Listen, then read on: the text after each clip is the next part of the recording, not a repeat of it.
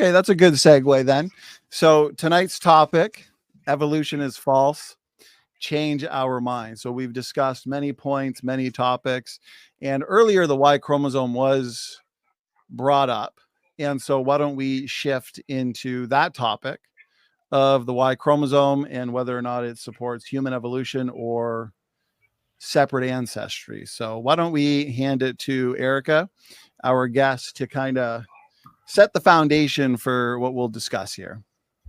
Yeah, so actually, while I am sure that is what this is going to be on, my question is tangential, but I think kind of the crux of this issue. Donny, I want to know in your model, and I don't know if you're using Peter Line's model or if you're using Carl Werner's model or AIGs or CMIs or whatever, or if you have your own. I want to know how the apes separate out. I want to know how their kinds separate out, and I'd like to know how that's done. Great question. So I would separate the great apes out into several different kinds. So you would refer to humans as human great ape. And also, let me mute Lucy around. There's a little bit of background noise. And so I would separate, though, obviously, humans as their own created kind. I would have chimpanzees and bonobos going back to their own created kind. I would have gorillas as their own created kind, going back to an archetype of some kind, and the orangutan species as their own separate kind. Okay, so under your model, then, gorillas and orangutans, or gorillas and chimpanzees, they are not related at all. Right. Yeah, I wouldn't have gorillas and orangutans as the same kind, no. Okay. How is that done? How do you justify that? Well, I think there's many different ways we can do that. I would look to discontinuities. We could look at discontinuities in morphology, anatomy, or genetics. I prefer genetics, as you know, genes, traits, and genetics. That's what's inherited, sperm and egg. And so one way would be by looking to the Y chromosome. We've discussed orphan genes, these taxonomically restricted and essential genes in the past. We could look to mitochondrial DNA, but for sake of tonight, we could focus on just the Y chromosome. So I think the Y chromosome data powerfully supports this idea of created kinds in the great apes, with your humans, chimpanzees, and bonobos going back to their own created kind, or I should say archetype, your orangutans, and then also your gorillas. So what about the Y chromosome is doing that? Okay, good question. So again, I would look to discontinuities. So similarities, I would argue, are largely agnostic to the debate. And Erika, if you want to pull up a paper after your line of questioning, feel free to do so. You could put it up on your end if you wanted to. But if we're going to look at discontinuities, and what I like to say, it's the differences that make all the difference. Okay, so largely, I would say homology, similarities in genetic sequences, similarities in morphology, anatomy, are agnostic to the overall debate on ancestry. So the differences, the discontinuities, is what's going to help us in our baraminological analyses to determine what is related and what is not related. So here, go ahead. No, I don't want to interrupt you. Okay, so here in this visual, I believe, and of course you can challenge it, I think this visual, if I'm not mistaken, 2017 paper, The Y Chromosomes of the Great Apes, it still holds quite true, even with the new sophisticated analysis that has come out, 2023, 2024. And so I see quite a lot of discontinuities here. So humans and chimpanzees, and we can engage why this is in a little bit, but at least from my model, humans and chimpanzees, the Y chromosome, very dissimilar overall gene content, architecture, size differences, only about 35% the same, possibly less, according to this new paper. And your gorilla Y chromosome architecture, size differences, and gene content. Looks to be more similar to the human than to the chimpanzee. So they're unique in many ways, the gorilla.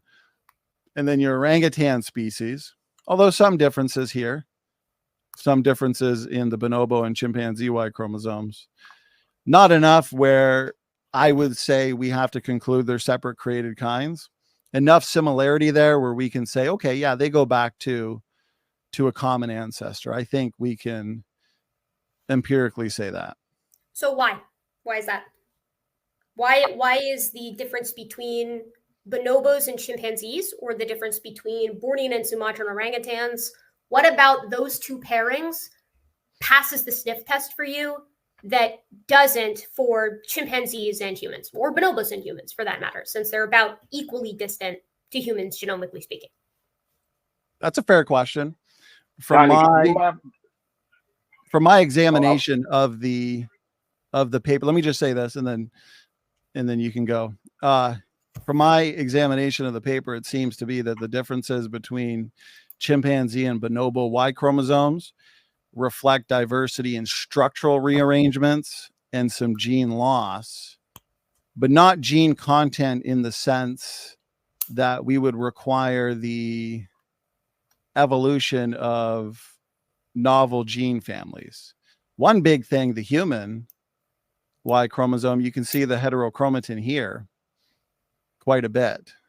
I don't even see it for the most part present in chimpanzee and bonobo Y chromosome. So that's a type of genetic content that's just completely absent in these two species within the pan lineage that I do believe we can say confidently go back to a common ancestor. So I think it's the type of changes that would be required. I don't see any real incredible differences that can't be explained with the chimpanzee and bonobo Y chromosomes, and same thing with the orangutans.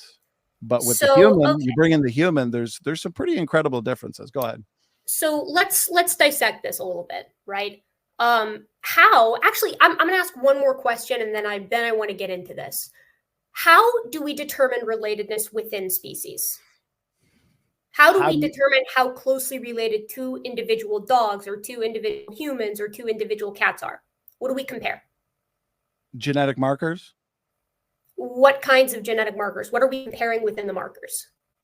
Well, if you're going to look at dogs, let's say, you would look to just similar genes that you would compare that can be traced back to a common ancestor that we can identify. I mean, there's certain genetic markers that I have with European descent or French descent that I would share with somebody else.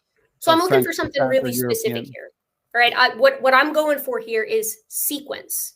And I would assume from a creationist standpoint that you would agree with this, because from your position, the entirety of the genome is functional. So it shouldn't matter whether we're looking at functional DNA, protein coding regions, or whether we're looking at non-functional DNA. So we're looking at sequence identity.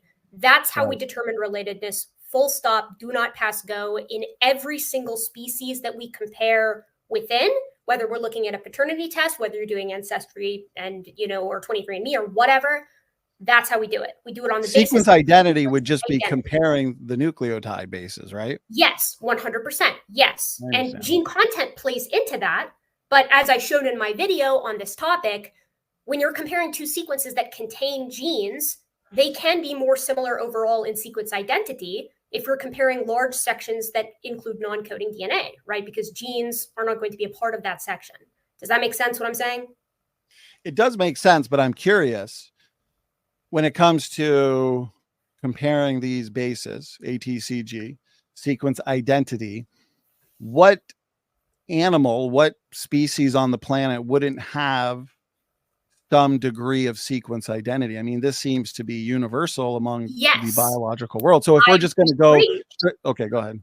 Yeah, I would agree. So, you're seeing the problem sort of approach from down the railroad tracks here, right? I mean, that's what we could get to if we sat here all night, but I don't intend to get there. I don't think we're going to get anywhere close to that. Well, because if we were to assume, and correct me if I'm wrong, Erika, if we were to assume universal common ancestry for a second, well, every single organism on the planet, something as similar as humans and chimpanzees, and two species as dissimilar as humans and bacteria, or humans and fish, there is going to be a level of sequence identity.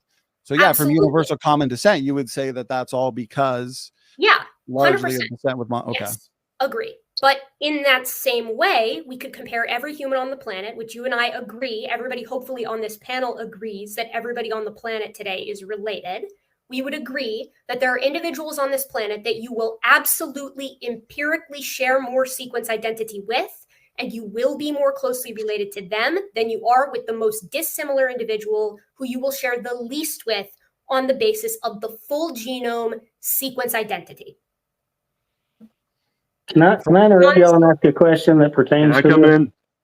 Well, let's just keep along these lines quickly to help set the foundation. So I do appreciate these questions. They're helpful probably to everybody. But so you see I want to say this, Erika, every single human being on the planet is nearly identical in their genetics. And so we don't find any real significant discontinuities genetically. I mean, these uniparentally inherited DNA compartments that we're discussing here, and we're going to get into in great detail, the Y chromosome and mitochondrial DNA, nearly identical in all humans. So that's a good line of evidence or starting point for us to say, okay, all humans are related. Now, are they also related to the chimpanzee, the bonobo, the gorilla, the orangutan? And then so we bring in the Y chromosomes and we see, okay, every single male Y chromosome, extremely low variation. They can be traced back to a single common ancestor. Now we line it up next to the chimpanzee, and what do we find? Discontinuity. So that's where we need to start questioning this relationship. Right. So we're working our way up there, but I'm not there yet. I'm not up to that point in my case yet. That's my punchline. It's later.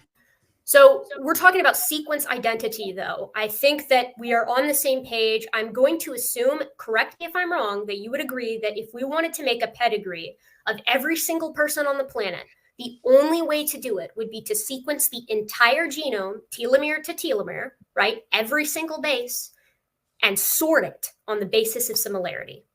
Would you agree with that? Sounds about right. I mean, it's kind of what they did with the Eve consensus sequence, Dr. Robert Totally. Carter. Yeah. Yes. It's what you do with the 1,000 Genomes Project, whatever. Yes. And that's what tells us that, race isn't a biological conception as people like to try to make it seem. It's what tells us that we're all far more similar than we are differently, but that's how you would do it. And that's how you would do it if you wanted to see how closely related every dog was and how closely related every cat was. That's how you would do it, because there is an intrinsic, rock solid relationship between genetic similarity in sequence identity and relatedness. That is Mendelian laws of inheritance. That is basic laws of heritability. I just taught this in my class. So sequence identity is what matters for determining relatedness. Now, when we move on to areas... I will say this, sequence identity does not equate. So if there is a level of sequence identity, that doesn't equate relationship. It just equates similarity. Why is that similarity there? Why is the dissimilarity there? That would be the next question. And that's going to be the question that helps us answer this controversy of ancestry, universal or separate. Let's back it up. Precisely, Donny. So let's back it up then, because if we're not on the same page with overall genomic similarity being the best way to tell whether things are related or not, we can't go any further. Like the buck stops if we can't agree with that. If overall genomic similarity can't tell us how closely related two individuals, it doesn't matter what organism they are, then like within their species, I should specify. We're talking about within someone's species. Well, there's more to it because it's easy for, and someone might have to mute, I'm not sure, heard a little background noise, but there's more to it, like breeding, reproduction. We understand that every single human being on the planet can reproduce. We're reproductive with success, okay? But you bring in chimpanzees, and obviously we're not reproductively capable. And so, that's one way, but genetically, that's why I would look to discontinuities, and I prefer the genetics because once we get fossil organisms, we would have to look to, as you know, many in the creationist camp do, they look to discontinuities in morphology and anatomy. But the problem is there oftentimes exists more variation between species than across species. So So I think genetics. Okay. I agree with you. I agree with you on all of that. I worry we're in danger of getting off track here, because all I'm saying is that if you want to tell how closely related two individuals are, the only way, the surest fire way that is going to give you a 100% answer is if you fully telomere to telomere sequence their genomes and compare them. Like when you've got like an outgroup, whoever you're trying to figure out how they're related and create a pedigree. Like there's no, you can't get more genetic information out of a person than all of their genetic information. So if we are comparing the full genome, the full sequence, you can't get more than that. That's you can't get more info. Right. You can't get any more information about the genetic content of organisms than having the entire sequence's whole genome, not just mitochondria, DNA, Y chromosome, but autosomal nuclear DNA. But again, whatever the sequence identity is going to be is not going to equate relationship. There's going to be other factors we have to kind of dive into. You just said that it did. If I have a complete identical, like someone takes a clone out of me, right? And they make a clone out of my cells or whatever, and they can make a completely new Gutsick Gibbon. They are going, that new individual, she's going to have every single nucleotide that I have. She is my Yeah, you're going to be 100%. Yeah. Are we 100% identical? Yeah, if you compare human to, well, I would be 100% identical to myself. Yes. Perfect. So if I have a kid, right, like me and my husband, if we have children, right, my child, their closest relatives are going to be me and my husband. Yes. Right. Yeah. The way that we know that is because if like you had no other information, you just had our genomes, the way that you would tell that is overall sequence identity of the whole genome. Yes? Yeah, it'll be nearly 100%. Yeah, it's going to be really, really similar. Exactly. So that's what I'm saying here. Sequence identity in humans or within dogs or within chimps, just within these species, that's what determines how closely related two individuals within that species are. I'm just talking about inside species. Can we agree on that? Within species, like the species Homo sapiens, yeah. Yes. Okay, check. So now we can take the next step and say, can we use genomic similarity to tell how closely related two organisms are, two full species are? To do that, you have to sequence the genome telomere to telomere, right? And you have to compare the DNA sequences like of several different organisms, comparative genomic style, and see how similar two species, if we're using a reference genome, because as you know, organisms can vary, but they're only going to vary within some degree, genomically speaking, we can tell how closely related two species are. Like if I compare a house cat and, you know, my cat that I grew up with, and a Maine Coon and a Siamese cat and, you know, Oriental cat, if I compared all of those cats' genomes, they're all going to be really similar because they're all cats, right? That's right. Well, yeah. Yes, exactly. They're all in the species Felis catus or Felis silvestris, whatever you want to go with for the nomenclature. And if I take the genome of a lynx and I compare those cats to the lynx versus those cats to a dog, which one are they going to be more similar to? Well, I would argue that the felid, the species within the felid family, kingdom, phylum, class, order, family, genus, species, are going to be more similar. But it can get a little tricky because if you were to look to canids, wolves, dingoes, coyotes, domestic dogs, okay, they're all going to be very similar. But we might say, just by looking at the outward appearance, we might say, oh, fox. Foxes also belong in the canid kind. But then we sequence the genome and there may be some discrepancies there. Right. So it does get a little tricky the more we add in. Okay. Once we start adding in bears and other types of species, then I agree. There's going to be Okay. So you see the problem. I got a mosquito in this room. Sorry, I keep trying to get it. I got it and then I let it go. You see what I'm getting at here, what the problem actually is that from a creationist standpoint, because from the evolutionary standpoint, that is precisely how it should look. Things should all bleed into one another. There shouldn't be a clear genetic distinguishing factor that can be universally or even singularly applied to any family on the planet or any order. Groups within groups patterns, right? not just groups within groups, but those groups within groups should smear. They shouldn't be distinct. There shouldn't be any clear, like, this genetic variation absolutely succinctly characterizes just these organisms and nothing else. So you're saying they should all blend together rather than you have. Kind of. Yeah, I'm saying they should smear into one another, genomically speaking. There shouldn't be clear delineations. And because from an evolutionary standpoint, species is a static concept applied to a dynamic process. Species are a human conception. They are not a real biological reality. That's the expectation under evolutionary theory. If all things descend from a common ancestor, then if you had a perfect fossil record, I don't think you ever would, but you wouldn't be able to actually like point out where one species begins and ends because, again, from an evolutionary standpoint, they're all bleeding into one another. Back to the last. That's why taxonomy tends to descend into a certain degree of things being arbitrary. I would agree. I think that a lot of stuff, it depends on the species concept you're using, but I think that species, like trying to designate species in a universally empirical way, is a fool's errand. You can use the biological species concept all day long, but it's going to stop working at some point. And you can use the evolutionary species concept. Okay, so to clarify then, and I know this isn't the topic, but for clarification purposes, so I better understand what you're saying.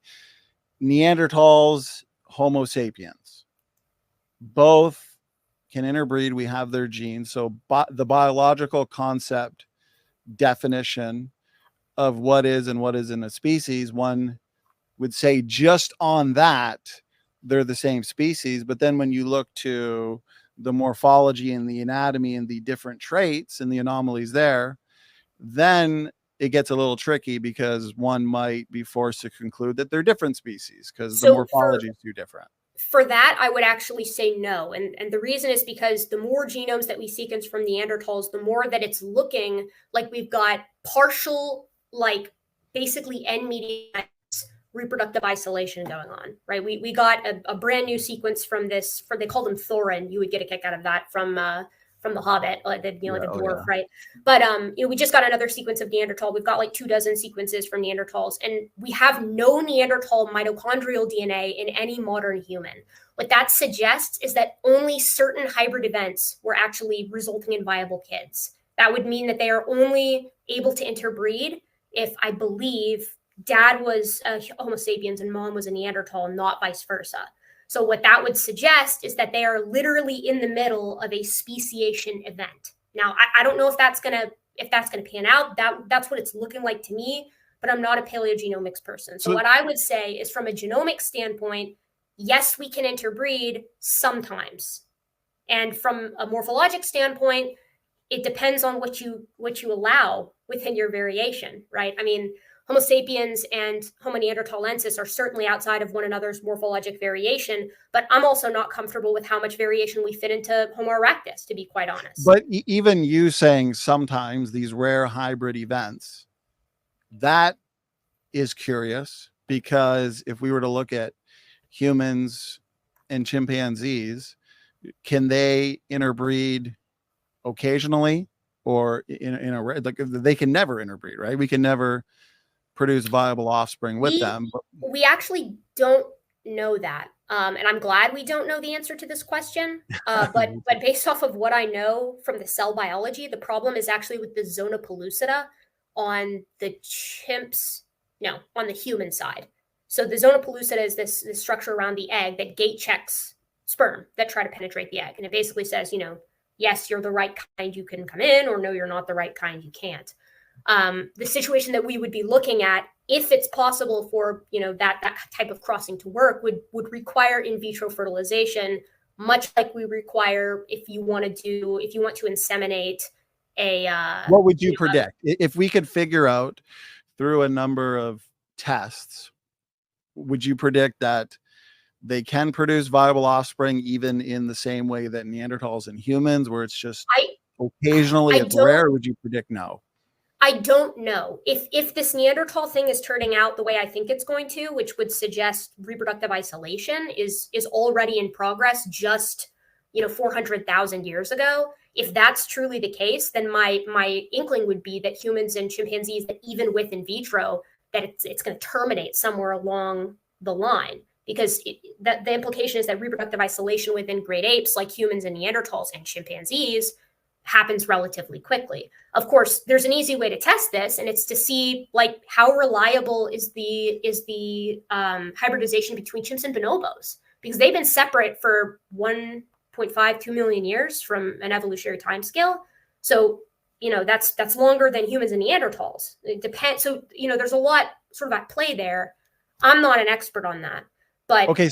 So you're saying because humans and chimpanzees share a more distant common ancestor than humans and Neanderthals, but humans and Neanderthals can only produce viable offspring on the rare occasion, then humans and chimpanzees sharing a more distant common ancestor probably can't reproduce any viable offspring. That would be my prediction. And to that end, I would also produce that chimpanzees can't produce viable offspring with gorillas, or that chimpanzees can't produce viable offspring with bonobos, perhaps, or that it's, again, that partial sterility.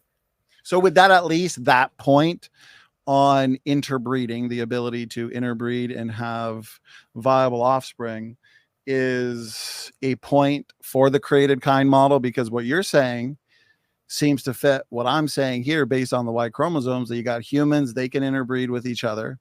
Humans and Neanderthals on the rare occasion, according to you, I'll have to look into that. Chimpanzees and bonobos can interbreed. Gorillas can, obviously with themselves, but not with any of the other great apes.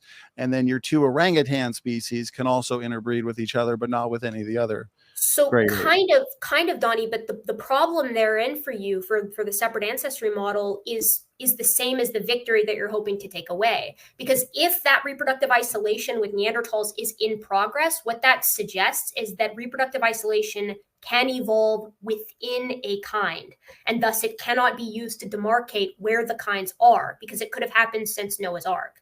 You see what I'm saying? So this is the same problem with the fact that foxes can't reproduce with dogs, and yet they're both within the canid kind, right? Okay, but the lion.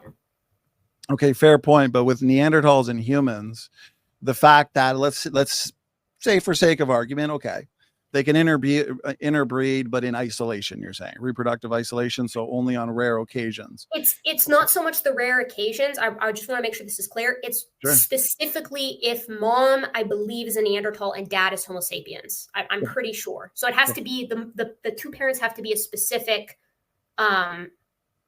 No, I think it would have to be the opposite. Neanderthal dad, Homo sapiens mom would result in viable offspring. That's why we don't have any Neanderthal mitochondrial DNA. How would they know that? How would they infer that? Is that because you were saying we don't have mitochondrial DNA from Neanderthals today?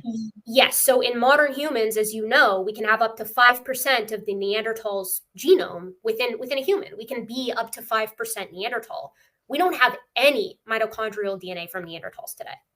That's the primary argument for partial sterility. Okay, wait a minute. You're saying we have mitochondrial DNA sequences of Neanderthals. Yes, but humans, not Homo sapiens, don't have Neanderthal mitochondrial DNA in them. Yes. Okay, maybe it just didn't hang around. I mean, the mitochondrial genome is your smallest compartment, 16,500 letters, and your Y chromosome is what, 90 million plus letters? It's possible, but it'd have to be some serious selective pressure, especially because Neanderthals only went extinct from on your end especially. For me, it has to be fast too, but Neanderthals went extinct 40,000 years ago, and they were already in isolated inbred populations. So it's harder from your standpoint to explain why we don't have mitochondrial DNA than it is for mine. I think you would agree. They're a very unique people group. You'd say they're a different species, sister species. They were, from my understanding, the most inbred people group that we've ever seen. I mean, their stretches of homozygosity, these identical letters are huge. And so just in light of the factors at play with their history and the mitochondrial genome really only being in the thousands of DNA letters, which is very, very small compared to other DNA compartments, it sounds reasonable for 4,000 years, roughly 4,500 years since the flood. It's a tough sell. It's a tough sell because we, from a conventional standpoint, right? Like we have mitochondrial genes from, populations that were settled from a conventional standpoint thousands of years ago. and I want to correct something there. You said that they're the most inbred population that we know of. That's also not true, right? So modern Europeans have less genetic diversity than Neanderthals that occupied the same range 40,000 years ago. Modern Europeans are more inbred than Neanderthals? Modern Europeans have less genetic diversity. Right. They have more levels of homozygous, these identical letters in their genome. But do you believe that a large part of Neanderthals' extinction was their inbreeding and then the subsequent genetic damage from that? No, I believe that the reason they went extinct is because they were in extremely isolated pockets for the entirety of their species tenure on Earth. And then they proceeded to live in even more isolated pockets as Homo sapiens moved up into their territory and beat them out at every opportunity. I mean, this new genome shows, like the Thorin genome, shows that we've got this Neanderthal group that specifically was eking out a living within a 10-day walk of another Neanderthal group, and they didn't admix over the course of like 50,000 years. I mean, they're super isolated. In light of it seems like groups within groups patterns of isolation with Neanderthals. Isolated, then more isolated, and then even more isolated. And so how could modern Europeans be more inbred and have experienced a more isolated history than Neanderthals? Well, no, we're talking about Neanderthals, the species. So across their entire tenure, they had more genetic diversity than just modern Europeans today do, right? So like Walker went through this. He showed the Z-scores for it, if memory recalls, in your debate with him a while back. But the Z-scores debate, yeah, you moderated that one. Oh yeah, I forgot. I did moderate that one. And you moderated the Ron Garrett debate. Okay, let me just say this, and then people are probably itching that we get right into the Y chromosome here and kind of settle that. Yeah. If Neanderthals and humans, even on a rare occasion, okay, in isolation, can reproduce, one could argue, okay, they're slowly, therefore, becoming as a whole in their entirety a different species. But since there still was a level of reproduction, according to the biological concept definition of species, they're still the same species, even though they were maybe slowly diverging into being eventually separate species. Sure. Yeah, I would actually agree with that. Gene flow is the evolutionary mechanism that prevents speciation. It inhibits it, excuse me. So yeah, that what you're describing from a conventional standpoint is what happened. But the problem for the creation model here, the problem for the separate ancestry model, is that whether we're looking at Neanderthals in the middle of undergoing reproductive isolation, if that is indeed what's happening with them, or if we're looking at the family of dogs, where we have some dogs that are reproductively isolated from others, family being Canidae or Felidae or whatever. The problem is, if those kinds exist, if you have reproductive isolation in any kind, then reproductive isolation cannot be used to determine where the kind boundary is, because it could have happened since the flood. Right. But if I'm understanding you correctly, you're saying the only reason this conclusion of reproductive isolation is being made is because of the lack of mitochondrial DNA in humans today. I believe that's part of it, but I think it also has to do with the nature of the nuclear DNA that we actually have present. I can send you, I think Chris Stringer's the one who most recently had like a summary post on it, so I can send it to you if you want to take a look. Okay. But again, like, the problem isn't just Neanderthals. Like, from a creationist perspective, you've got to either say reproductive isolation is the thing, and in which case you're going to have a problem, because unless we can explain the mitochondrial DNA, which just the size, and I'm just hearing this for the first time now, so I'll look into it and see how plausible my response is on the size of the mitochondrial DNA and the time that has passed since Neanderthal extinction and the nuclear genome reasons. But okay, if you want, feel free to take a final word on that, and then let's have you shift. Look, I want to, but again, like that problem, that the Neanderthal thing is off to the side, right? Like, there are other kinds that I'm fairly certain that you, at least, and I know Answers in Genesis does, I know CMI does, I know ICR does. There are several other kinds that contain reproductively isolated organisms in them. Right? Red foxes can't interbreed with dogs, right? House cats can't interbreed with tigers. And so what that suggests is that even without this Neanderthal situation. Yeah, but house cats and tigers, isn't it the case that they can't interbreed just for mechanical reasons? No, I mean, in vitro, can they? No, I actually think it's a chromosomal issue with them. Like, not a chromosomal issue, but like it's a post-mating isolation mechanism. That's the issue with them. How far back, according to the evolutionary model, do house cats and tigers share a common ancestor? I don't know the answer to that off the top of my head, Donny. You know I study primates. No, that's okay. I thought you were a I don't know. I thought you were a phelidologist. So I only asked because I wonder, because obviously I've been doing a lot of study here on the great apes, breaking them up into created kinds, but I can look into felids after and also canids, because I wonder if foxes and dogs are separate kinds, in the same way that I'm proposing humans, chimps and bonobos, their own kind, gorillas and orangutans, and also your house cats and tigers. There's a research project right there. I think you're going to run in. I'm cautioning you with that. Like, by all means, go for it. But, I'm going to tell you what I'm going to say. If reproductive isolation ends up being, the attempt here, I'm going to point to the fact that we have reproductive isolation occurring in progress today in like salamander ring species. And I'm going to point to the fact that we have an immense issue with the amount of kinds that you're going to create, that also you have to balance. There has to be an equilibrium with the amount of kinds for the size of Noah's Ark, and then the diversification of those kinds, 4,300 years ago, 4,400 years ago, whatever, post Ararat, post Babel. Okay, whatever. so you're arguing then, okay, so therefore you're arguing that the ultimate tool or manner of which we're going to determine relationship is sequence identity. It's going to be genetics. Well, the reason I'm saying that is because from a conventional standpoint, this is it, right? Like, in every species, in every animal that we know of, in every plant that we know of, within species, which everybody on this panel can agree with, within species, the more of your overall genome you share with someone, the more closely related you are to them. So I would even suppose that we agree that to some degree, I know you guys will draw the line somewhere. That's what I'm getting at, is that I don't know how you can draw the line there, what criteria you're using. But at some point, there's a line that you guys say, genomic similarity isn't going to work here anymore.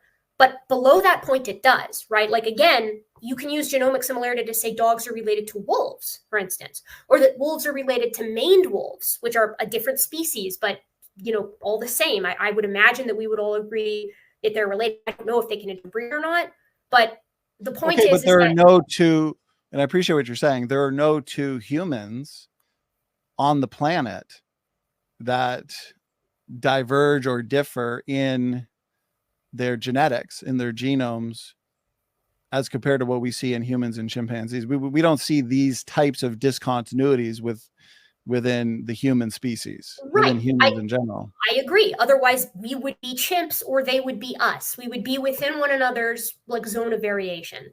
The same goes. But there's got to be, but my point is, there's got to be some degree of discontinuity that the evolutionist would confess challenges the idea of common descent. I mean, if humans and chimpanzees, if their Y chromosome was, let's say, 12% the same, would you then concede? What if it was 8%, 5%? Is there any degree of dissimilarity that you would accept?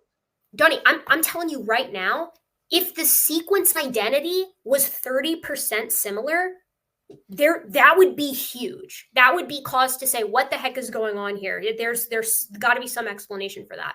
But why only sequence identity? Why not architecture and also size differences? Donny, that's why I started with talking about what we use to determine relatedness. You don't use architecture to determine relatedness. You don't use gene content to determine relatedness, and you don't use size to determine relatedness. And we know this because two given human beings can differ in all of those categories. We can differ in genome size, we can differ in gene content, and we can differ in architecture. I mean, there are two closely related leeches that have completely scrambled genomes to one another. And I know that we would agree, looking at these two leeches, that they are related to one another. And yet one of them's architecture is like 20 times more scrambled than the architecture difference between humans and chimps. Okay, you see what I'm saying? I do see what you're saying, but in light of what you're saying, chimpanzees and human, their Y chromosomes, as according to this 2020 paper, half the size. So is there a 50% to take any two humans on the planet, those that differ the most in size differences on the Y chromosome? Is there anything near 50%? I don't think so. I think that would be lethal to a human if your genome was half the size that it should be. Well, but I think again, we're not I talking think about it's lethal. Let me just say this. I think it's lethal to common descent that the chimpanzee Y and the human Y are only half the size. I think that's significant. But here's the thing, Donny. You can live with a chromosome that is half the size that it should be. You can live with certain chromosomes being truncated. Yeah, but you can't extrapolate that to mean that, okay, so therefore chimpanzee Y and human No. Y. You know. That's not at all what I'm doing. What I'm trying to say is what you just did was conflate the truncation of a chromosome versus the truncation of half a genome. Because when we look at the full genome between humans and chimpanzees or humans and bonobos, that thing is 95% similar, 96% similar, right? Across the full Are you genome. saying the entirety? So the 95, 96% similarity, you're saying autosomal nuclear DNA, Y chromosome, mitochondrial DNA, everything combined, 95 to 96%. I don't know about the mitochondrial. I know there's someone out there who's done that work. I've only worked myself with the nuclear DNA. So nuclear and sex chromosomes. So that's all I'm talking about. I will say this. I've done this work myself, okay, and it's 95, 96%, right? I mean, it is high. Now, we turn to the Y chromosome and we say, okay, why is the Y chromosome different? That's and before you answer that question, let me just say this, because I will say Dr. Rob Carter, he works a lot with mitochondrial DNA sequences. He's got a ton of them on his computer. He's compared them. And he says that when you line up the mitochondrial DNA across all of humans, basically identical. Like it's even hard to tell a difference. But once you bring in the chimpanzee mitochondrial DNA, it's extremely hard to line up because it's just so different. They really just look nothing alike. I've not. That's what he said. I don't know how much you trust what he said. No, you know what?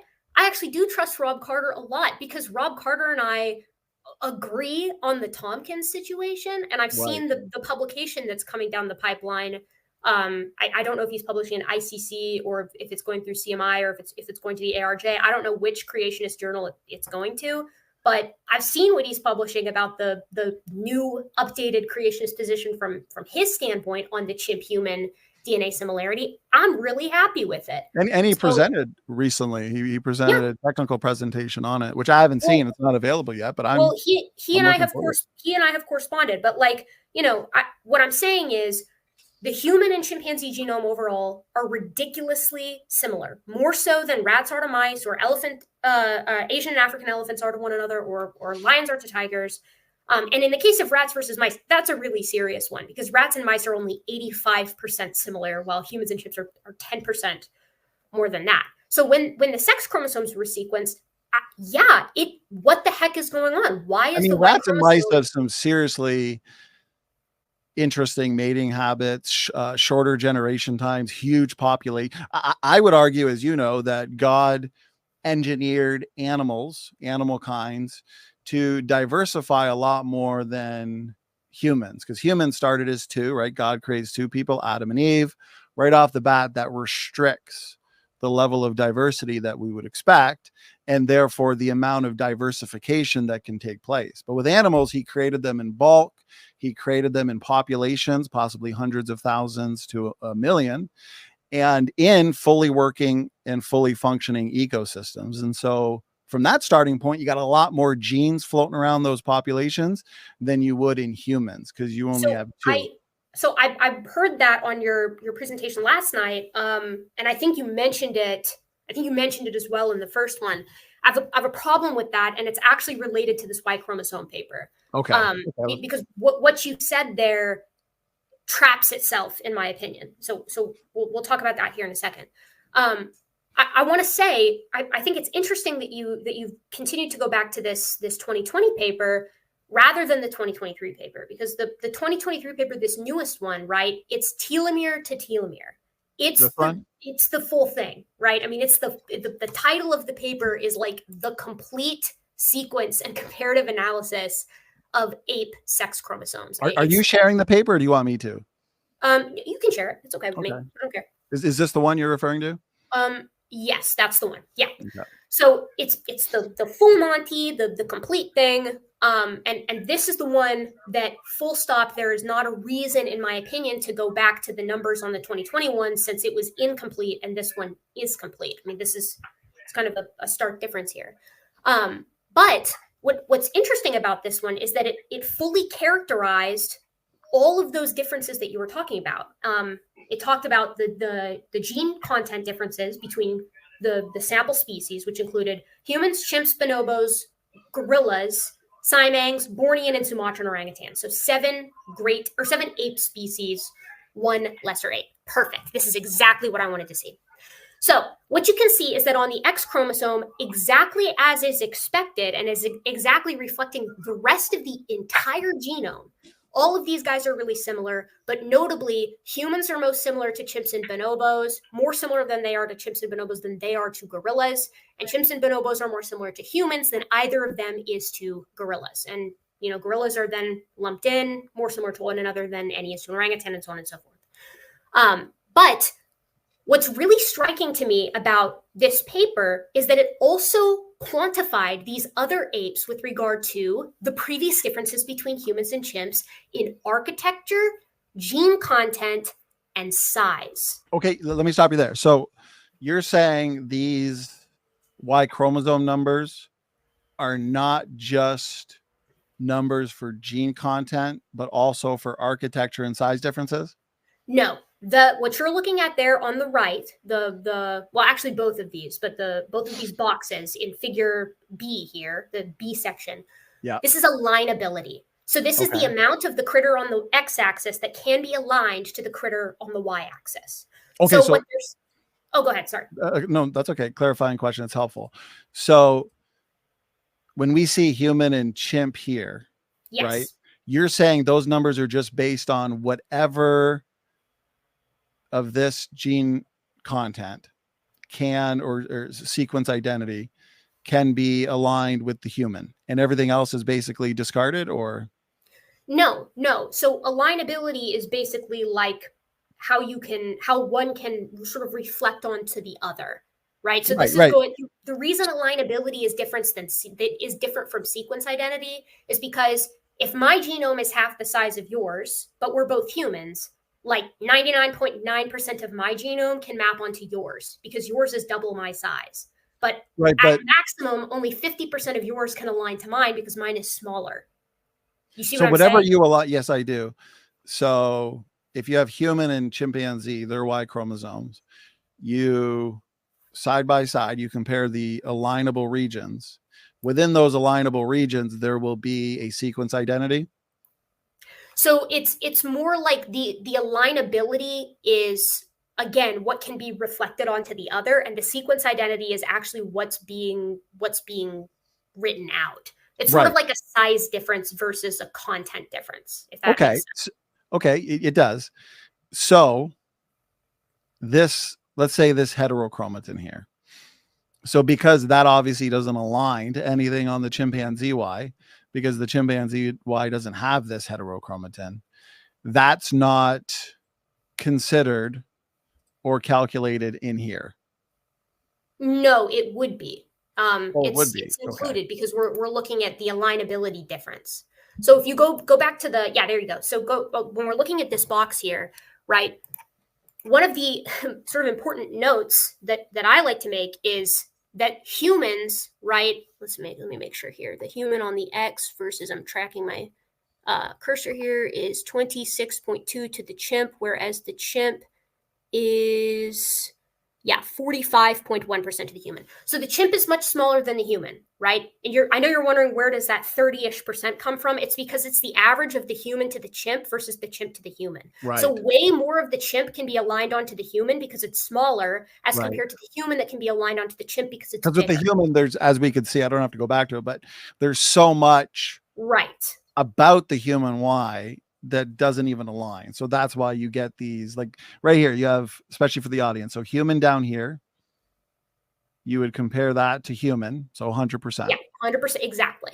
If you were to compare it to chimpanzee, it's only 26.2% because your human Y chromosome has so much more in terms of gene content. Yeah, than the exactly. chimpanzee Y.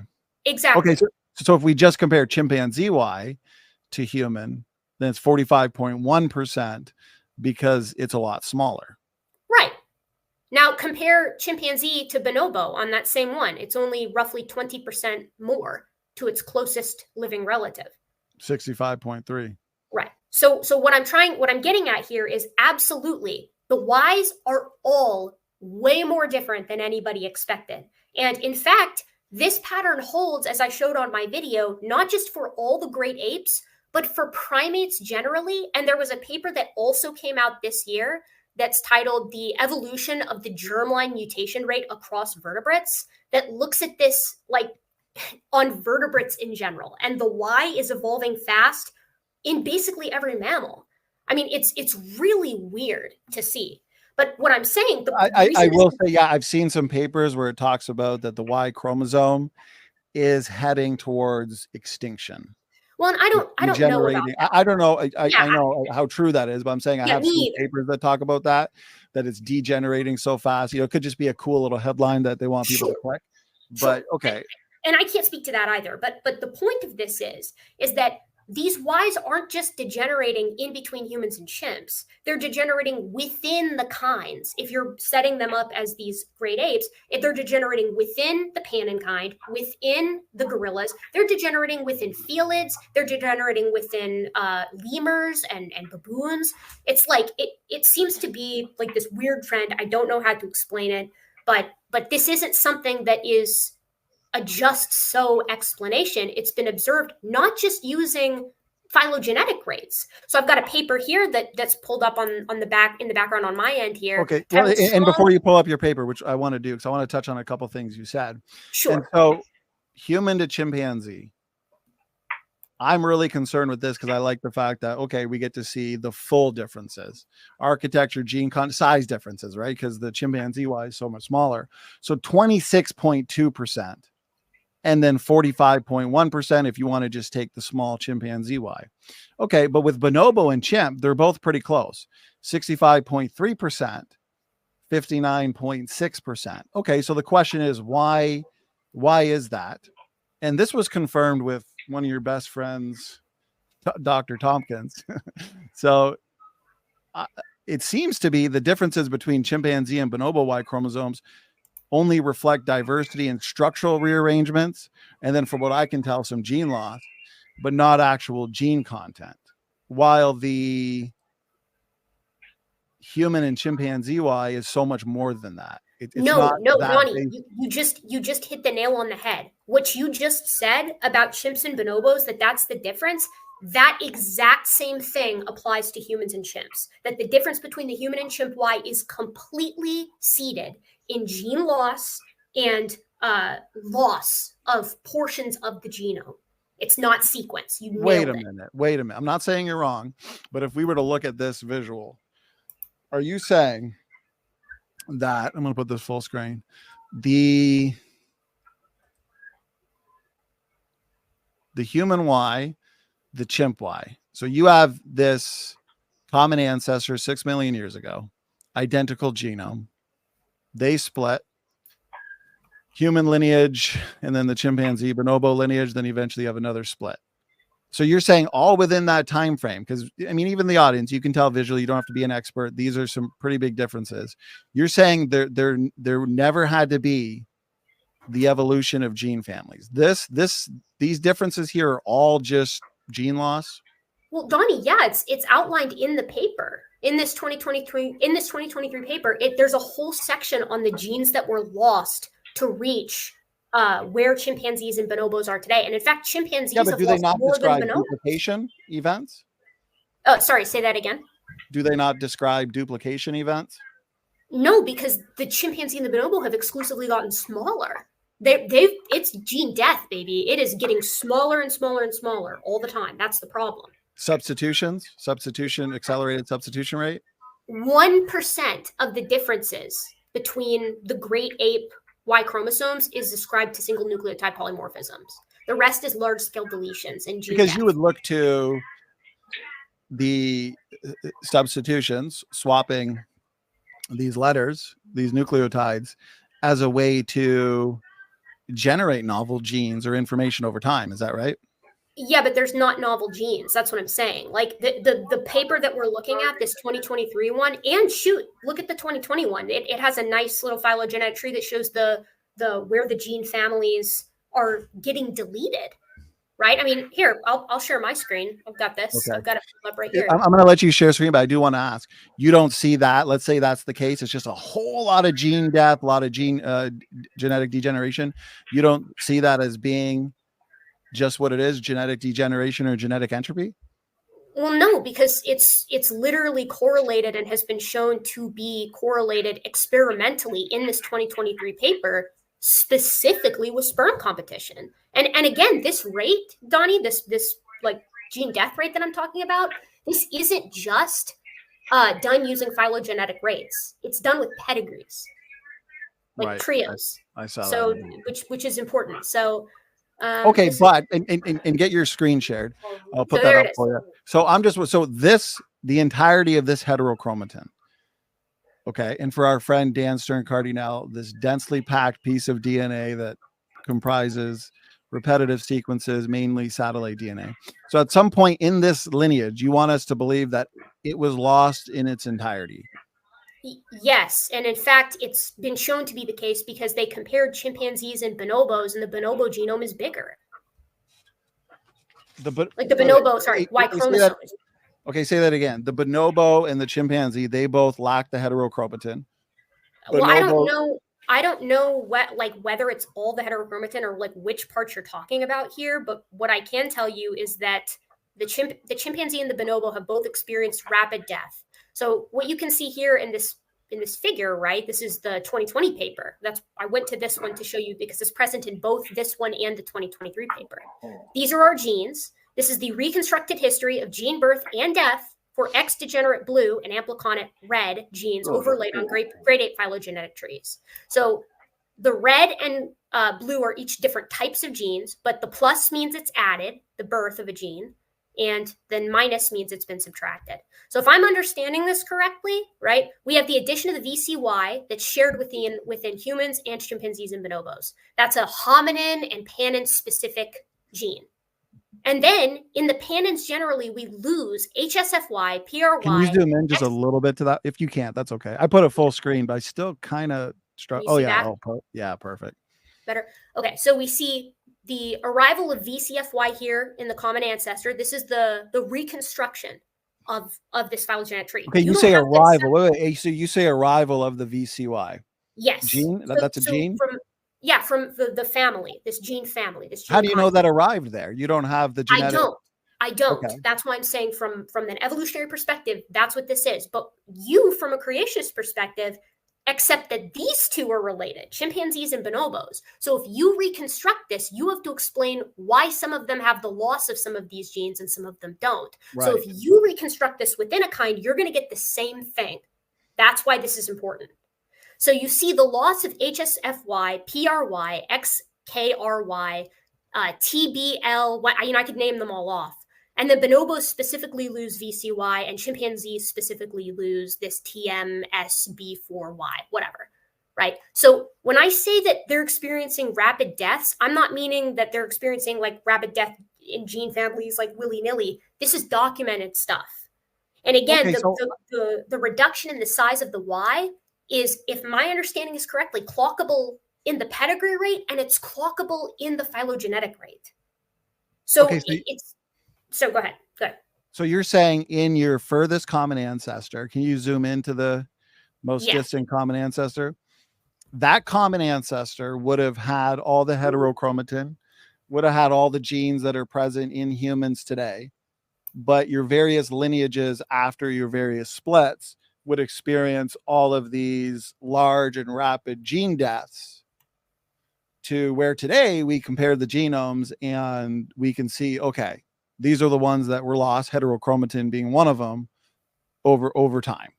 So yeah, theoretically, that's how this works, but you don't have to make that assumption to see that this is the case, because the biggest change that we see in this entire family of organisms, all of Hominidae here, the biggest change is between chimps and bonobos, two things that you accept are related. So all of this stuff that I'm highlighting with my cursor, this is stuff that you would accept. This is the biggest amount of change that anybody. Yeah, but it's not like, I'm sorry to interrupt you, but it's not like bonobos and chimpanzees. Their common archetype, or their common ancestor in the evolutionary model, had to lose the entirety of their genetic material that is heterochromatin, or the entirety of another significant gene. Like, this seems to be pretty minor gene loss compared to the type of gene loss that you would need bringing in the human. What do you think about that? It's not, because humans maintain the ancestral condition from an evolutionary standpoint. The human aren't you assuming gorilla, that they're part of that ancestry, though? Humans, gorillas, chimpanzees, and bonobos and orangutans are sharing a common ancestor at this node here. Right, but isn't that assuming that they did at that node? Yeah, you're assuming that they have and that means that they're holding all of the genes that are indicated at this further back catarrhine node here. But the thing is, we don't actually have the genome of that ancestor going back 6 million years. So all of that is inferred. You're right. But what you have to do to explain this discrepancy between chimpanzees and bonobos, between their two genomes, right, and a supposed ancestral ape genome, right, something that would be similar to the less degraded gorilla, because we know that this degradation is happening now. Even if, like, again, pedigree, phylogenetic, we know the degradation is happening in them due to sperm competition. This has been experimentally tested.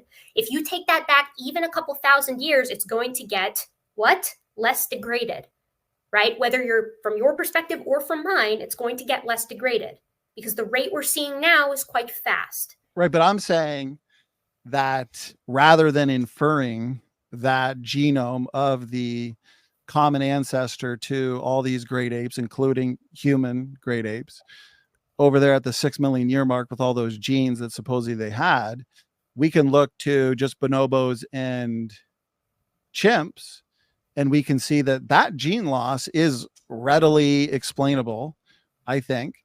But once you bring in the humans, now we have more significant gene loss, like the entirety of the heterochromatin. I mean, do we have that kind of gene loss between chimps and bonobos? Because it seems like relatively small gene loss. No. And in fact, look at this. This section here shows the size difference between some of these guys, right? This is the Y chromosome over here. This is the bonobo at over like roughly 43 megabase. Chimpanzees are just under 40 megabase. So we've got like roughly 3 to 4 megabase of genome lost between the chimpanzee and the bonobo from the chimpanzee, whereas the bonobo is intact, right? Now, I'm going to... Does the bonobo have any heterochromatin? I don't know. I don't know how they differ in their heterochromatin at all. I'm not sure. I don't believe that this talks about heterochromatin, so I'm not going to speak on it. You know, if you want to look up and see how they differ in the heterochromatin, that's your prerogative. But again, like, these guys are both experiencing massive amounts of loss, period, of their Y chromosome. And the semi-punchline here is this, right? That genome size difference that you see between, let's say, a bonobo and a chimpanzee here, right? Or excuse me, a bonobo and a human, as you can see me. Can you see this that I'm indicating with my cursor? Yes. Okay, so here's the human. Here's the bonobo. The human is roughly 60 megabase. The bonobo is less than 45. Let's say. Is that in that really small top corner? Is that where your cursor is? Maybe I don't see it. Can you see? What are you looking at? Can you click around and see if? Let me see. Oh, shoot. Sorry. You haven't even been seeing what I've been seeing. Hold on just a sec. Share screen. Let me share what I actually wanted to share here. Chromosome alignment. Here we go. You've seen this already. Okay. There we go. Now you can see this, yeah? Oh, yeah. Yeah. Perfect. Okay, so here's our chromosomes laid out over here. Here's chromosome Y. Here's chromosome X. On chromosome Y, we see human next to the bonobo, overlaid on top of the bonobo. Human versus gorilla, human versus chimp, human versus Bornean orangutan, human versus Sumatran orangutan, and here's little Simang over here versus the human. So the human and the bonobo, the human maxes out here at about 60 megabase. The bonobo is like 43. The chimpanzee is less than 40 megabase over here. And these two are supposed to be the same kind, right? So we're already seeing a massive difference in the overall size of the genome. But it gets even worse when you look at Bornean and Sumatran orangutans, because they actually have a greater difference in size in megabase in their Y chromosome, right? The Bornean orangutan, I believe, is the larger one. Yeah, no, the Sumatran orangutan's Y chromosome is 19 megabase larger than the Bornean orangutan. That is a bigger discrepancy than the human and the bonobo. But if you can scroll up a bit to the color codes, and I do appreciate that rundown, zoom in a little bit to where we were looking at earlier. And when you scroll up to the chimpanzee from the human, okay, 26.2%. But then look at the orangutans, if I'm seeing that right, 87% and 67%. And so still the most distinct, well, the two most distinct are the human Ys and the gorilla Ys. You say the chimpanzees, the odd man out because of sperm competition. I get that. But it still doesn't seem like the types of changes that would have to occur between Donny, the only changes that are happening is like gene loss. Like you're literally seeing a rapid reduction and an increase in efficiency of the chimpanzee and bonobo Y chromosome. Of all the great apes and the Simang that you're looking at here, only chimpanzees and bonobos have a fission fusion. That is a very specific, extremely unique primate mating system and primate social organization. They spread out and they come together on the basis of fruit availability, which means that it is a complete free-for-all, and they're characterized as being extremely promiscuous. A chimpanzee's, to be a bit crass here, a chimpanzee's testicle is actually larger than its brain at some periods, right? Like they have a lot of sperm competition going on. Now, this is really important because the closest to them with this type of mating system is the exploded polygyny that we see in Bornean and Sumatran orangutans. So not only is this discrepancy like mapped and exploded out onto the great apes in exactly the way that it should be, if these evolutionary mechanisms that are seen in the pedigree and extrapolated into the phylogenetic rate, not only are those at play and explain what we see, right? But a mechanism was proposed in this paper that was predicted 10 years ago in 2013 and met in spades, like down to the gene death, down to the accelerated substitution rate. I mean, this is science literally as it happens. An observation is made, we see a discrepancy. A hypothesis is made, maybe it's sperm competition. An experiment is done. They get all this pedigree data. They get all of these phylogenetic rates. They collected the genomes from over 100 apes. And lo and behold, it's consistent with and only with sperm competition as this reason for the discrepancy. And the discrepancy holds not only between species, but within species. So if sperm competition is going to result in the 26.3 or 26 point, it's kind of small now, whatever it is, 26%. Yeah, okay, so 26.2% difference. Okay, so just from sperm competition, which obviously results in what the paper talks about, substitution rates, all these things. Yeah, tons of stuff. Okay, so if it can change that rapidly, what do we predict about, if evolution is true, what do we predict about another, million to 2 million years from now? Is it going to, if it's changing that rapidly, is the Y chromosome then just going to differ eventually by like 5% if it's going that rapid? I have no idea. But what I do know is that from an evolutionary perspective, there is a very simple prediction that was made that I outlined in my very first video on this topic. Like the 2020 paper, I believe, talks about this, but I think they touch on it in 2013 as well, if memory serves. If sperm competition is the reason for the human and chimpanzee Y chromosomal discrepancy, which is all they knew about in 2013, then that same discrepancy should exist within the pannins, That's the only, that is a clear-cut prediction made by these scientists. Because if chimpanzees, the panins, are the ones experiencing that elevated gene death rate, that elevated change in the Y chromosome, then humans shouldn't be the one that are diverging. Chimps and bonobos are. So they should continue to diverge from one another and be way more different than they should be ostensibly. Okay, That's have a what look we at this see then. here. I appreciate that, Erika. Have a look at this then and give me your thoughts. Yeah. Because so you're saying all of this would be the result of gene death. I'm screen sharing right now. So all of this would be the result of gene death and gene loss. Because if you go to the original paper in 2010, it talks about how the chimpanzee MSY harbors twice as many massive palindromes as the human MSY. So you're saying that that discrepancy is because of loss in the chimpanzee. No, I'm saying that the overwhelming majority of the discrepancy is because of gene loss. As I said in my video, and as I said at the beginning in discussing architecture, when I brought up the leeches, there are differences in architecture as well as size, as well as gene content, and all three of those things, which have a mechanism, thanks to this 2020 paper making the prediction and sort of setting up the experiment, and 2023 carrying it out, presumably actually in the 3 years between those two, since one of the authors on the 2020 paper is on the 2023 paper, right?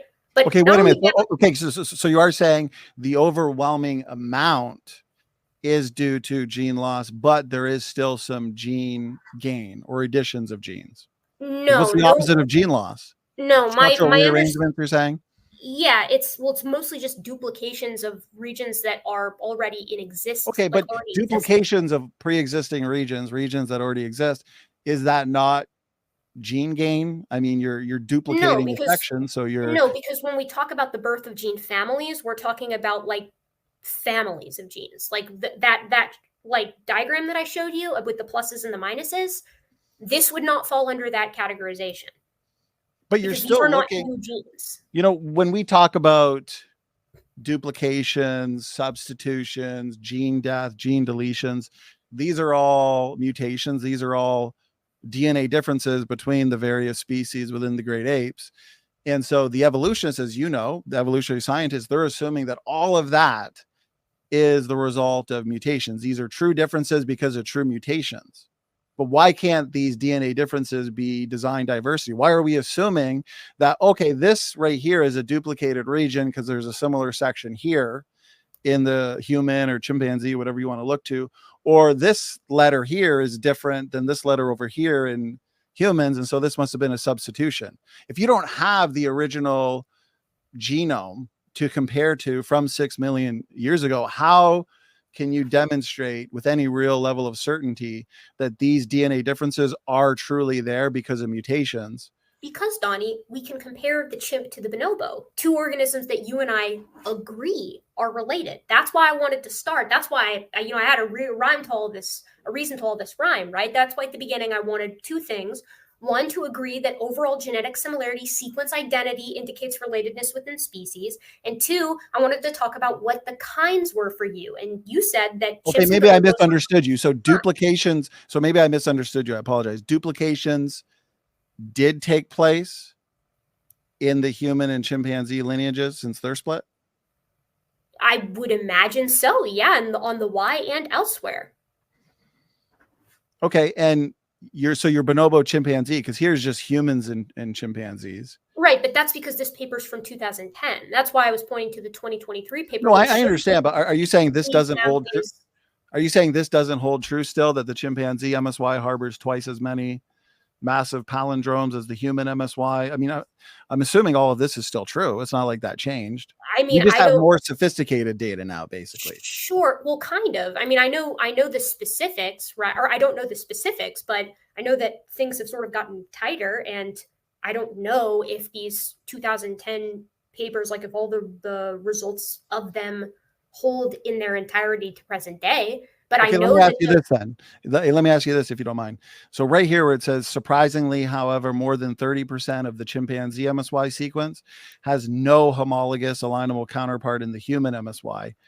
If we were to if we were to bring in bonobos, how much of the bonobo and chimpanzee MSY sequence has no homologous alignable counterpart? I don't know, but I would wager about 3 megabase worth, because remember, the chimpanzee and the bonobo Y chromosome differ in architecture, size, and gene content, just like the human and chimpanzee Y differ in those 3 categories. And here's the kicker: they don't differ in categorical ways, right? The bonobo just has more or the human just has more differences as compared to the chimp than the bonobo does, but the types of differences, they're the exact same. We're talking duplications, large scale deletions, gene death, overall truncation of the chromosome itself. It's the same thing. So my point here, and if I may, Donny, my point here is that if we agree that chimpanzees and bonobos are related, the exact same process that gets you bonobos and chimpanzees from a creationist separate ancestry model, from a created ape, gets you back to humans and chimpanzees with regard to the Y chromosome. Functionally, same thing. It is the same process. It sounds like you're making the argument that, okay, all of these changes can take place since this hypothetical common ancestor, and here's the genome of this hypothetical common ancestor, because creationists also have to explain the differences between chimpanzees and bonobos. Or maybe we both just have a challenge that we'll never answer. Maybe you believe they're related, I believe they're related, but at this point it's not really scientific to conclude such. I mean, it sounds like what you're saying. That's not, because those differences that I've just explained between the chimp and the bonobo that have the same type of differences, it's just an amplified version between chimps and humans, those differences have an experimentally proven mechanism as to why they exist. Sperm competition. No. Not just sperm competition is the explanation, right? But the genetic mechanisms are outlined. Gene conversion, substitution rates, right? Kind of, but my understanding is that there's more to it than just that, right? Okay. Like this has been measured out, again, using pedigrees and then extrapolated using phylogenetic rates. It sounds like to me, if I were to take 2 of my favorite movie trilogies, let's take Avengers on one side, Justice League on another. It's like we're assuming that they both came from a common source because there's a lot of similarities, superheroes, similar villains, similar stories. So now we're going to have to invent whatever that common source is to explain what differences are in those 2 films, even though they're actually completely unrelated. You have Marvel and DC unrelated. You're assuming that there's a common source to all of these different grade apes. There is one thing that I'm assuming here, Donny, and it's why I started this conversation off the way that I did. The only thing that I am assuming is that more genomic similarity means more related, regardless of whatever it is that you're talking about, and that the laws that govern inheritance within species govern inheritance outside of species too. So from a creationist standpoint, what you need to argue is either that, one, there are cases when we can observe that overall genomic similarity does not equal relatedness, and to do that, you would have to have someone be born and be more similar to a stranger than they are to their parent. That's not going to happen, right? Or you would have to prove that there is a genetic barrier that exists that first of all, that exists in the first place, which it doesn't, to my knowledge. But second, there has to be a genetic barrier that then can't be crossed, right? Because going from the chimpanzee Y chromosome to the human, or from the chimp to the gorilla, or from the chimp to the Bornean orangutan, right? The situation with the chimpanzee is that it has experienced elevated loss. It's experienced duplication of existing regions, right? But all do you agree with this? Okay, Erika, I appreciate it. Last sentence. I'm almost done. Okay. The only difference between what has to happen between humans versus chimps versus bonobos versus chimps is just more of the same. That it's the same concept. Okay, so I appreciate that. But when you say, and if you don't mind, we'll start to wrap it up. But I was wondering if you could pull up the same graph that you had, and we'll start to wind down. But the graph that you had earlier with all the common ancestors and then the genes that are inferred. Do you want the 2023 or do you want the 2020? Let's go. I think it was the 2020 that I kind of like, because it actually had the family tree, the one with the family tree. Okay, can you see that? Yeah, that's the one. That's the one. Okay, so let me full screen this, and then we'll start to wrap it up so people can. I just realized we're over the 4-hour mark. This has been good. This has been good. This will make a good clip. So, okay, so these genes, the further you go back, do you believe, would you agree that the further you go back, let's say to that common ancestor 6 million years ago, as compared to the bonobo chimp common ancestor, does it become less certain that those genes were present the more you go back in time? Like, as in, the more you have to infer is based, the more you got to go back in time. Like I'm looking at the common ancestor 6 million years ago, where it's BPY2 CDY. Yeah, so that's not 6 million years ago. So that's actually like 20 million years ago. Okay. The 6 million year ago mark is going to be here. That 6 million years is chimps and humans, but the 20 million years is all of the great apes. Yeah, all great apes, and actually including macaques. So all catarrhines. Okay. Okay. So you know what? Let's stick with the just the great apes. So basically, so you want to probably go around the 10 or 12 million year mark, maybe. You want right here. Yeah, right there. So is it going to require more inference the further you go back, let's say to that common ancestor, than the common ancestor between, let's say, chimpanzees and bonobos, which is closer to the right? No. And here's the reason why. The way that the inference of the common ancestor position works is that you look at overall similarity between these guys, you use the molecular clock in the fossil record to determine when that divergence happened, right? And then you look at how they differ in the gene families that they have now.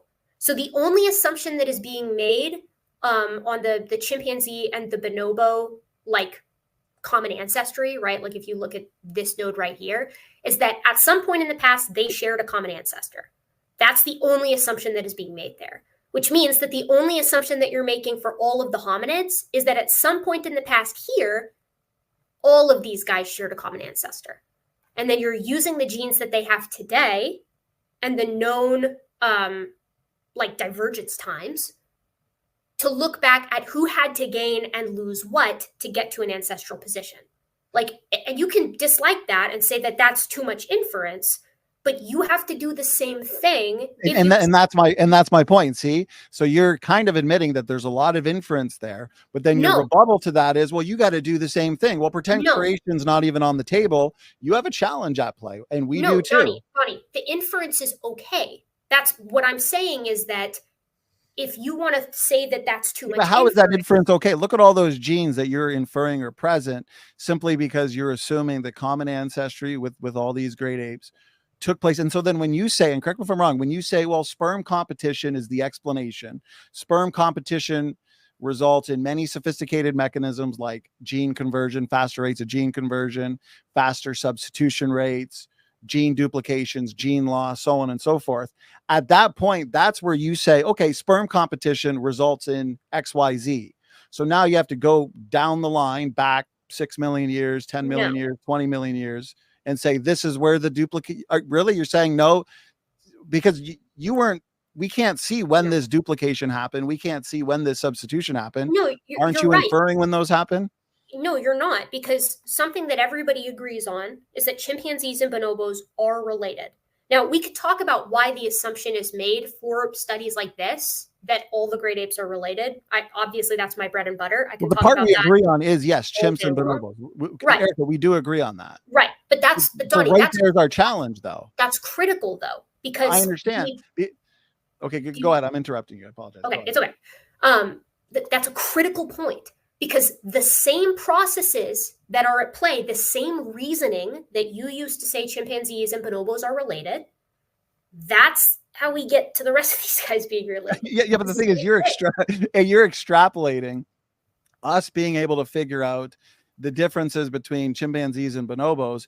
You're extrapolating that to say now we can explain through the same mechanisms and processes why humans and chimpanzees are so different. No, because bonobos and chimps reflect this pattern within the pannins. It just so happens that if you expand the pattern that we observe and agree upon within the pannins, it matches evolutionary expectations. No, because then you're adding in a lot more genes. You're adding in a lot more gene families. Okay, well, with genetic content, you're adding in heterochromatin. And what do you mean with genes? You can see all the genes listed in the. You can see a lot of genes are present. But you do that with chimps and bonobos. What gives you the right to do it with chimps and bonobos? Well, that's my point, is we are working towards chimpanzee and bonobo, their common ancestor. Donny, why do you think they're related? I think chimpanzees and bonobos are related largely because they can interbreed, but because their differences are not as I would argue, and I'm not even saying this can be proven scientifically, but the differences are not as large between chimpanzees and bonobos as they are between chimps and humans. So therefore, bonobos and chimpanzees are related. But that might be something I believe, just like you believe that. Can we demonstrate that scientifically? That's the challenge. But we can. I think we can, because they can interbreed, but genetically there are some challenges. There's a lot of inferences at play. Not necessarily, because again, the issue with using reproductive isolation is that, one, you can't standardize it. The biological species concept fails as a standardized method by which to identify species. It's incapable of dealing with ring species. It's incapable with dealing with partial reproductive isolation, and it's incapable with dealing with asexual organisms. So, if you want to make that case, go ahead. But I truly do believe that's a fool's errand. But the reason why we think bonobos and chimpanzees are related is because of what you said, the amount of similarity and the types of similarity. Gene content, architecture, and size do not tell you the amount of similarity. They do not tell you the types of similarity. The only way to get a full similarity between two organisms is by comparing the full genome, not the Y chromosome, not the X chromosome, not chromosome 2, every single one, telomere to telomere. And when you do that, humans and chimpanzees are more similar, and humans and bonobos are more similar than rats are to mice, lions are to tigers, etc., etc., etc. And here's the kicker. Then we're just getting into the hierarchy, right? But here's the kicker, though. Your explanation from earlier, my punchline from earlier is coming full circle. That the reason why this is the case is because humans were only created in 2, and chimpanzees were created with a lot of them, or the ancestral chimpanzee, there was a lot, and the ancestral gorilla, and whatever. That's the reason why you have so much more divergence between what should be closely related species. First of all, divergence and diversity are two different things. But the more important point is, why does the pattern hold with chimps and gorillas too? Chimps and gorillas are also more closely related or more similar than lions are to tigers. You don't have a creationist reason to say that chimps and gorillas should be a different kind, right? And that lions and tigers should be the same kind. The only reason that you're saying that they are different kinds is because you're trapped on the genetic similarity between humans and chimps overall. It appears just so to say, well, humans are special because they're special, and I sort of bring it around to like the whole heat problem thing. If you want to make that case, okay, well, Erika, I just want to respond, because you got to admit you made a lot of points there. Yeah, you're right. I did. Go ahead. No, and I appreciate that. I appreciate the passion. This is good. This is technical. So, chimpanzee and bonobos. Okay, I, as a creationist, if I'm going to say that they're related, I'm going to have to explain those differences from a common archetype here. Okay, and I'm going to say these things, and then we're going to give you the last word, since you've been very generous with your time. You've been a great guest. Okay, so I agree with you. I made time for this tonight. I was like, it's time. I want to come up. I want to hash this out. We haven't talked about the Y chromosome in probably 5 years, so it was my pleasure. That's true. It's like a 5-year reunion on the Y chromosome. A lot has happened since then. That's just been a very eventful 5 years. That's for sure. We both learned a lot, I'm sure. So, to be consistent in the separate ancestry model right here, okay, your chimpanzee and bonobo Y chromosomes, here they are. So they are different, okay, about 65% according to that graph, 59 and 65 from memory. Human Y right here, and chimpanzee Y. Okay, so chimpanzee and human Y, obviously a lot different, but if we were to look at the same mechanisms, look at sperm competition, same explanations for chimpanzee and bonobo wise, okay, which we would say go back to a common archetype. You have chimpanzee, bonobo, common ancestor here about 2 million years ago, right? Then you're basically saying, to be consistent, those same reasons why these are different should also apply to why humans, chimpanzees, and bonobos are also related. Jump in there. I want to make sure I'm not misrepresenting you. What I'm saying is that the same processes, same processes, when you, and I encourage you to like go with the fine-tooth comb through the 2023 paper. You know, if I'm wrong, show me where I'm wrong. My understanding is that the same processes that delineate the human from the chimpanzee, namely gene death rates, like an overwhelming truncation of the chromosome as a whole, elevated substitution rate, all of that stuff, categorically speaking, that is the exact same way that the bonobo is different from the chimpanzee Y chromosome, right? It's just going on for longer from an evolutionary standpoint. So why did sperm competition? Why did that result? That's the explanation, the processes behind it. I get the genetic mechanisms. Why did that result in the complete loss of heterochromatin? I don't know. It's not important enough, or my understanding is that it's not as important as like the rest of the Y, right? I mean, you can see that there are differences in heterochromatin between humans and gorillas, and between Sumatran and Bornean orangutans as well there. You know, I mean, my understanding is that it doesn't contribute as much to spermatogenesis, which is the primary, like what's being selected for within sperm competition, right? And this is intuitive, right? If you are an animal that is highly promiscuous, you're making a lot of sperm. Spermatogenesis is going to be quick. That gives a lot of opportunities for mutation as compared to an animal that isn't making as much sperm. You're literally not going through as many meiotic cycles, right? Okay, that's so what I mean when I say sperm competition. So after this hypothetical split 6 million years ago, humans go one way. So here's their Y today. Chimpanzee, bonobos go another way. Their common ancestor, then they split. Why the huge change in mating habits to allow for such drastic changes, but human lineage and gorilla lineage stayed relatively stable? So this is a perfect question to ask me, because I study sexual dimorphism in the fossil record. So I can actually tell you the answer to this question. The reason is because sexual dimorphism, as compared, if my understanding of the current phylogeny for Miocene apes is correct, sexual dimorphism went down.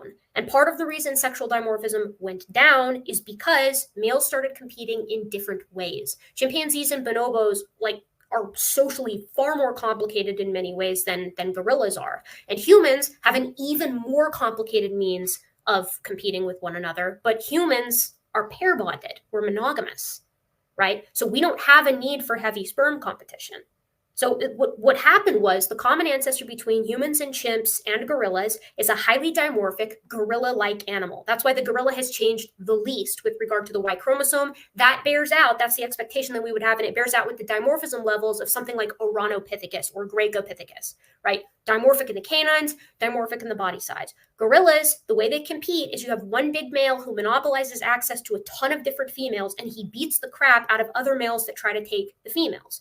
Chimpanzees don't work that way, and humans don't work that way, right? So once you see this split off roughly 10-ish, 12-ish million years ago, you see different social systems that are in fact recorded in a reduction in sexual dimorphism in both chimpanzees in that lineage. And believe it or not, the very few chimpanzee fossils that we have bear this out, and in hominins, which have a massive reduction in canine teeth overall and reduction in sexual dimorphism in tandem with their pair bonding. Okay, I understand. I appreciate that. So we see sperm competition's a thing. So here's what I'm going to do. Okay. I'm going to make a prediction, and I am going to work on it, and I'm confident I'm going to come up with a sufficient answer, but we'll see. You know, that's how science works. I'm going to show you in the future why the chimpanzee and bonobo, why their Y chromosomes are readily explainable in just 4,500 years and don't require the type of jump that you would need to explain human and chimpanzee Y chromosomes. I'm going to look at all the gene content. I'm going to show you that this is feasible to explain. Okay. But I'm going to show you that once you bring in the human Y, it's not feasible. It's something that you'd basically have to believe. Like, well, I believe sperm competition's enough, but there's challenges there left unresolved. So that's my goal. That's what I'm going to work towards. I'm confident that I'll work towards something that will demonstrate the validity of that. Go ahead, Erika. Have the last word. Yeah. So I'm going to tell you ahead of time what I'm going to focus on when I assume you're going to go do this, and then you're going to put out a video, and then I'm going to dissect the video because, that's what we work. do. That's our relationship here, unfortunately. But I actually think that it's very fun most of the time. There are a couple of points that I'm gonna hit you on, if I don't feel like they're answered. So the first is going to be, you have to differentiate the difference between sequence identity, which we use to determine relatedness in humans, versus differences in architecture, versus differences in size, and differences in gene content. Because, and this is a point that I highlighted, that I can send you the piece, right? In this 2023 paper, let me actually pull up I'm going to give you the exact quote. Phylogeny, even with the Y's as they are. Let me see here. 1 second. Here, say something while I find this. Are you pulling it up on screen, you're saying? No, I'm just gonna okay. read it. But I want to make sure that I find it. As you're pulling it up, yeah, I'll say, because I understand, and then once you find it, just butt in. Yeah, of course. So I understand your case, your position, that chimpanzee and bonobo Y chromosomes, in light of the sperm competition and mating habits that we know exists. Okay. So is that enough with the resulting processes and genetic mechanisms? We've named those, we've discussed those. Okay. To infer that genome, well, several genomes, 6 million years ago genome, 7 million years, 13 million years, and 20 million years. Can we therefore infer that and account for those differences, not only in the chimpanzees and bonobos, but also in the humans? And so my task is going to be to demonstrate, and I understand you're going to respond, and that's good, that the chimpanzee and bonobo differences are readily explainable in an empirical manner, going back 4,500 years to the flood from an archetype. Bringing in the humans is going to be difficult and challenging. And so that's my task. Anyways, I'm assuming you found the quote. Go ahead. No, I still didn't, but I'll just summarize it, and I'll unfortunately just have to take a picture of it. I've got like 600 things highlighted. Even with the Y chromosomes as they are, even with the alignability as you saw it, because the overall sequence identity was still more similar between humans and chimps than it was between any other pair of organisms excluding the bonobo, again, sequence identity, that exact alignment spat out the exact same phylogeny as the X chromosome did, as human chromosome 2 does, and as the entire genome does. So your challenge is, as you said, is sort of outlined by what you just said there. But the specific issue is to do with the sequence identity. Like you need to explain how you can get the differences between chimps and bonobos, why those differences can't apply to the humans, and yet further still, why is the human still more similar in the actual content of that Y to human or to chimpanzees and bonobos, and they to us, than any is to anything else. And that must be done in relation to the other great apes. So like I said, if you want to argue that architecture is what does it, you have to contend with the fact that we have, leech species that we would agree are ridiculously closely related, that have more 20 times the scrambled genome of humans versus chimps. With regard to size, in this paper, the Sumatran orangutan differs more from the Bornean orangutan in genome size than the human does from the bonobo with regard to the Y chromosome. And with regard to the gene content, the primary differences here are loss, right? So it's not, you're not having to get brand new genes, you're losing them. Because remember, the whole thing that's happening with the pandants is the genome is getting squished, it's getting chopped up and truncated, and as I said, swapped around. So that's my challenge to you. And then I also would like to tack on the end there to keep in mind that the explanation that you've used in this discussion, that greater diversity explains why lions and tigers can be 95% or rats and mice can be 85%, but humans and chimps being 98% similar, 96%, depending on what we're looking at, is fine for them to be separate kinds because humans were created that way. that doesn't work because gorillas and chimpanzees are roughly 97.8% similar, and yet you're separating them into a different kind. Erika, thank you. Thank you very much. We've been at this for almost 5 hours, 4.5. So if you want to take one more minute and say goodbye, we'll probably just go around the room and let everyone get in a well, let me say this, Erika, I heard everything you said. I just had to get up and stretch because I've been sitting here for 4.5 hours and my lower back's getting a little sore. So no problem, Donny. I appreciate those final points. Very good. And I look forward to an ongoing battle on the Y chromosome issue. But in all seriousness, this is a great discussion. I really enjoyed it. And it was very helpful for me to better understand where you're coming from on the issue. Thank you for having me on. That's genuinely all I wanted to do because, you know, it's frustrating, as I know you know, it's frustrating when you're trying to have a conversation in the side chat when it's just easier to come on and say, okay, here's what I think the problems are. And then you could say, okay, here's what I think, why I don't think they're problems or whatever. And it's easier to just hash it out. Right. I agree with that. That's why we do these open discussions, because sometimes it's difficult if we're just responding to each other's videos and we're not really there to ask clarifying questions, to discuss the topic. And then even in the live chat, you can only say so much. And even there, you can't really ask clarifying questions. So I think these types of discussions are probably the most profitable. So I appreciate it, Erika. I would agree.